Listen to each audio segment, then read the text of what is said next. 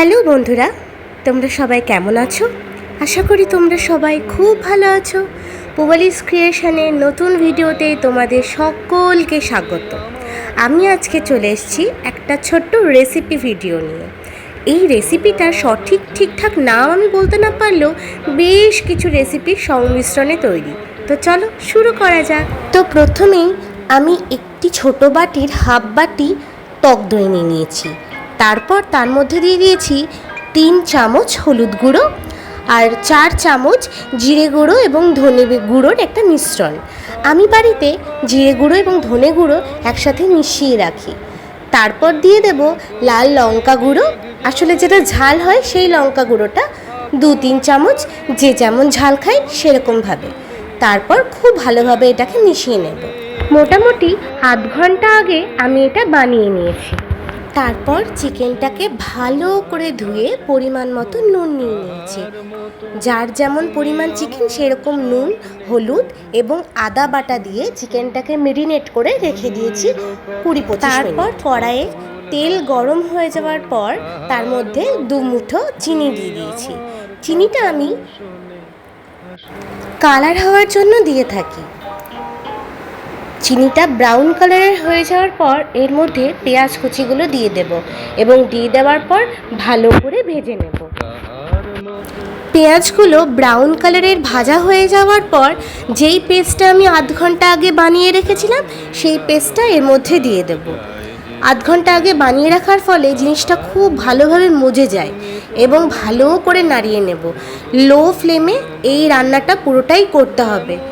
তারপর দিয়ে দেবো এর মধ্যে টমেটো কুচি এবং বাটি ধোয়া জলটাও আমি তার মধ্যে দিয়ে দিলাম। দেখতেই পাচ্ছ তোমরা তেল বেরোতে শুরু করে দিয়েছে। তারপর যেই মেরিনেট করা চিকেনটা রাখা ছিল আমি সেইটা দিয়ে দেব এবং ভালো করে নাড়িয়ে নেব। বেশ কিছুক্ষণ ভালো করে কষিয়ে নেওয়ার পর আমি এর মধ্যে দিচ্ছি ক্যাচের চিকেন মশলা পাউডার, যেটা দিলে স্বাদটা আমি আমার পরিমাণ মতোই এগুলো ব্যবহার করি। নির্দিষ্ট কোনো পরিমাণ তোমাদেরকে তাই জন্য বলতে পারছি না।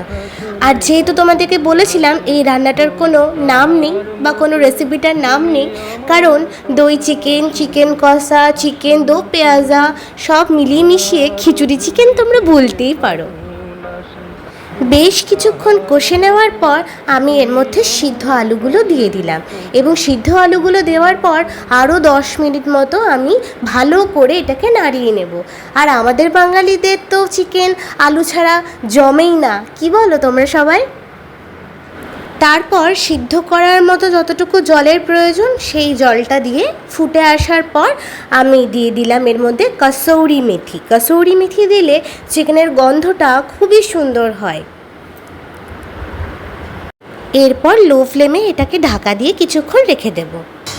বাবা খেয়ে বলো কেমন হয়েছে। সুপার সুপার দারুণ। দোকানে এত ভালো হয় না। ঠিক আছে, ঘরে খেয়ে বলো কেমন হয়েছে।